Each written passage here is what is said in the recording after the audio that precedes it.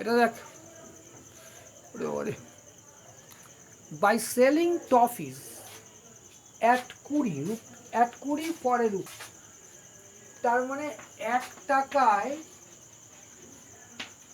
20টা, তখন লস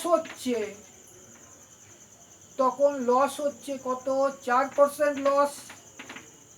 এবার বলছে যদি 20% গেন করতে চায়, টাকায় বিক্রি করেছে 20টা, লস হয়েছে 4%, 20% গেন করতে গেলে টাকায় কটা বিক্রি করব, কোনো কিছু নয়, শোন 20 ইন্টু লস কত করেছিস 4%, তাহলে পেয়েছিস কত, তুই স্যার পেয়েছি 96, ওপরে 96 দে, লাভ কত হয় 20%, তাহলে 120। এবার একটা ব্যাপার দেখ, নিঃসন্দেহে আমি যদি গেন করতে চাই তাহলে তো কম পরিমাণ বিক্রি করব, কম পরিমাণ, তাই লস যেটা খেয়েছে সেটা উপরে রাখবি, আর লাভ যেটা হবে সেটা নিচে রাখবি।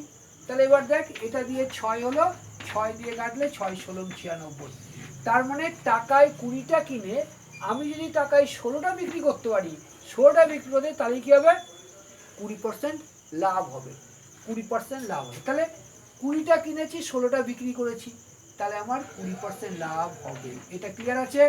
ভালো হয়ে দেখে,